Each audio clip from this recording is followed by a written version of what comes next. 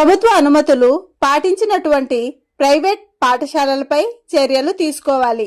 బద్వేల్ పట్టణంలో ఉన్నటువంటి ప్రైవేట్ పాఠశాలల యాజమాన్యం దసరా సెలవులు ఇవ్వకుండా తరగతులు నిర్వహిస్తున్న పాఠశాలలపై చర్యలు తీసుకోవాలని భారత ప్రజాతంత్ర యువజన సమాఖ్య డివైఎఫ్ఐ కడప జిల్లా అధ్యక్షులు ముడియం చిన్ని డిమాండ్ చేశారు. గురువారం బద్వేల్ డివైఎఫ్ఐ పట్టణ కమిటీ ఆధ్వర్యంలో గోపవరం విద్యాశాఖ అధికారి గారికి అలాగే బద్వేల్ మండల విద్యాశాఖ అధికారి గారులకు వినతి పత్రం ఇవ్వడం జరిగింది.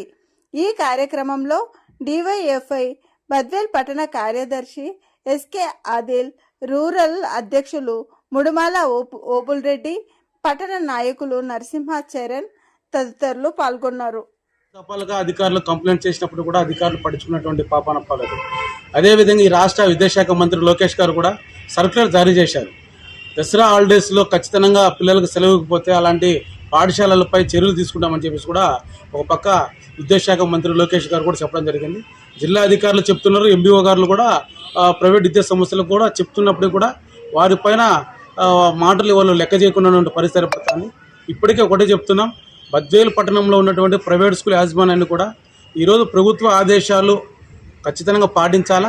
ప్రభుత్వ ఆదేశాలు పాటించకపోతే డివైఎఫ్ఐ యువజన సంఘం మిగతా సంఘాలను కలిపి కూడా ప్రత్యక్ష ఆందోళన పోరాటాలు చేపడతామని చెప్పేసి కూడా తెలియజేస్తున్నాం.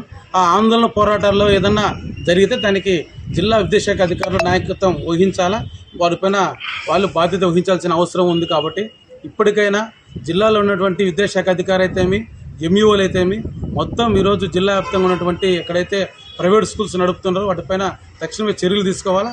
లేని పక్షంలో కూడా పెద్ద ఎత్తున ఆందోళన పోరాటాలు చేపడతామని చెప్పేసి కూడా తెలియజేస్తున్నాం. చిన్ని డివైఎఫ్ జిల్లా అధ్యక్షులు బద్వేల్.